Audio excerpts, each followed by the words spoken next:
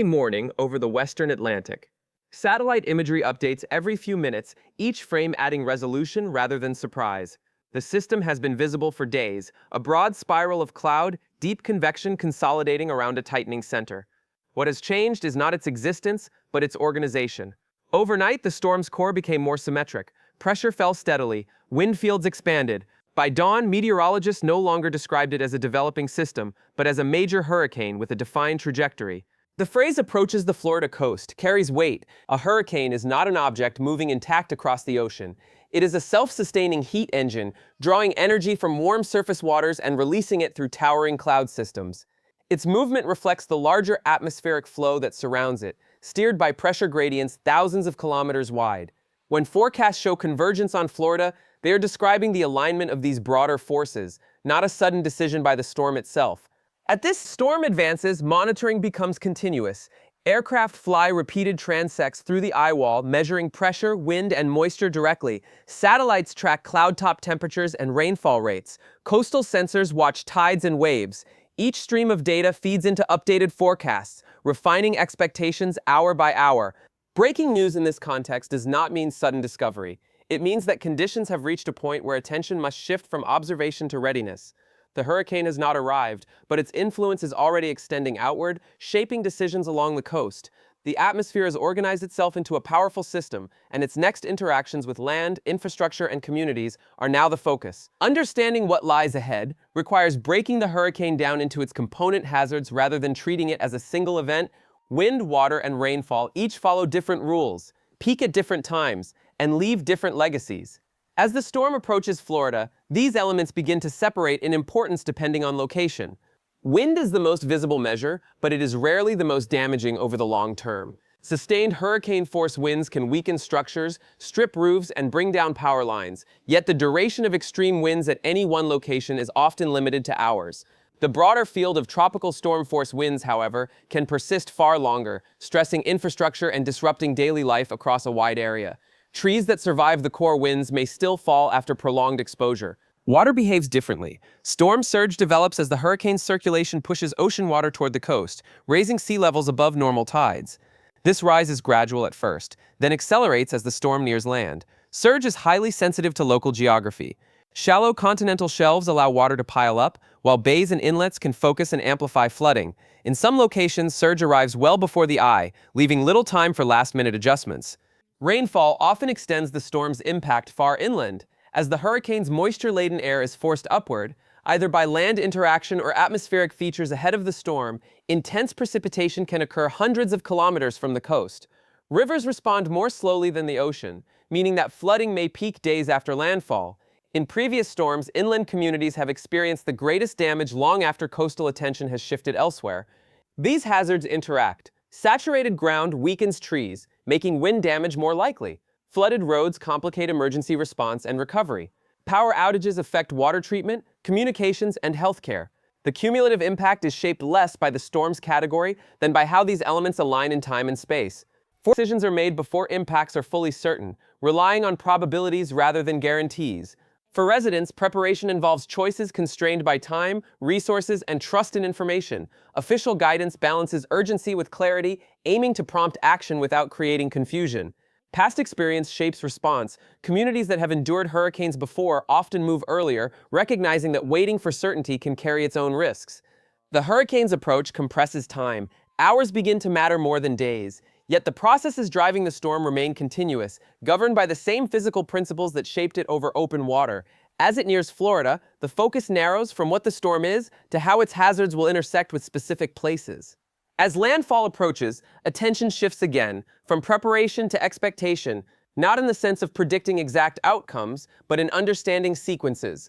Hurricanes do not arrive as singular moments, they unfold. The first effects are often subtle, increasing swells offshore, higher tides along the coast, bands of rain moving intermittently across the region.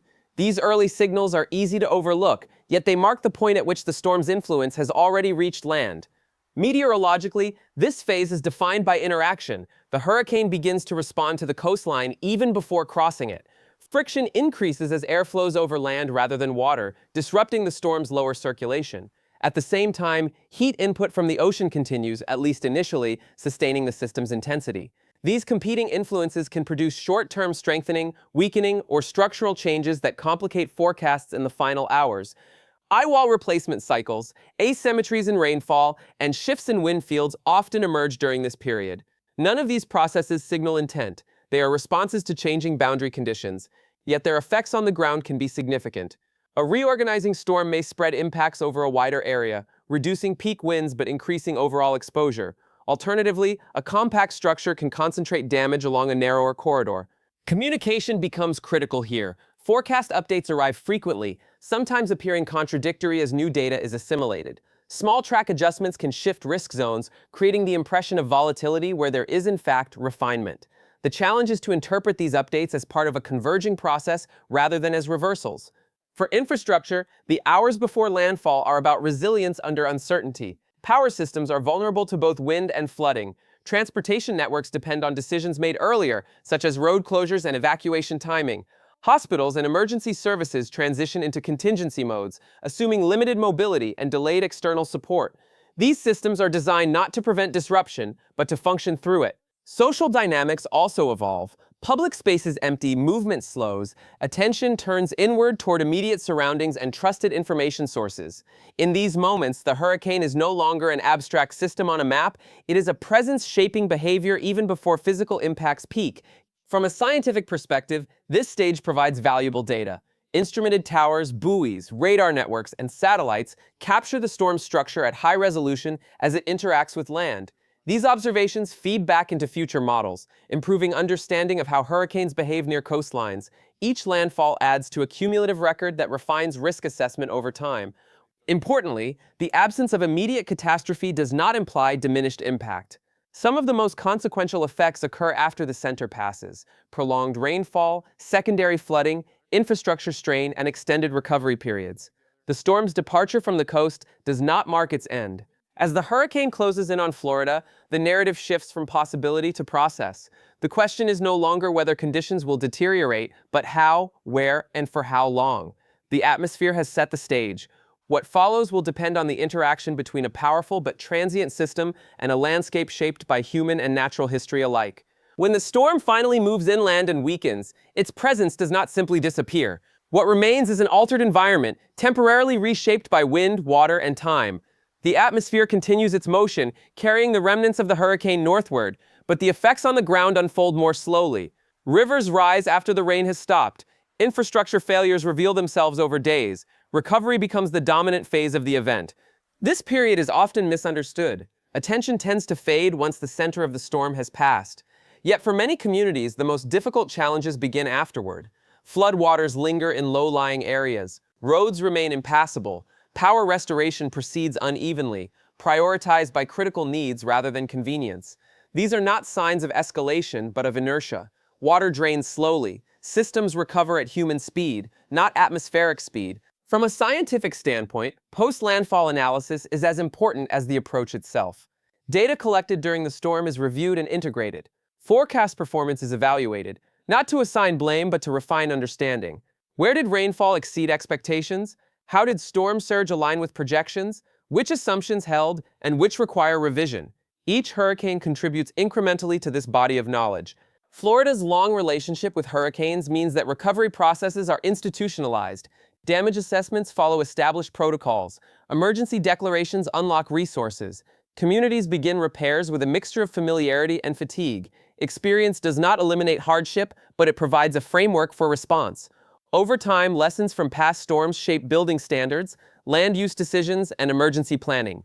At the same time, no two hurricanes are identical. Small differences in track, speed, or timing can produce outsized effects. A storm arriving at high tide rather than low can double surge impacts. Rainfall falling over one watershed rather than another can determine whether flooding remains local or becomes regional. These contingencies resist simplification. The broader context extends beyond a single event. Hurricanes are part of the climate system's way of redistributing heat. Their frequency, intensity, and rainfall characteristics are subjects of ongoing research. Individual storms do not prove trends on their own, but they contribute to datasets that allow patterns to be examined over decades. Understanding emerges cumulatively, not instantaneously.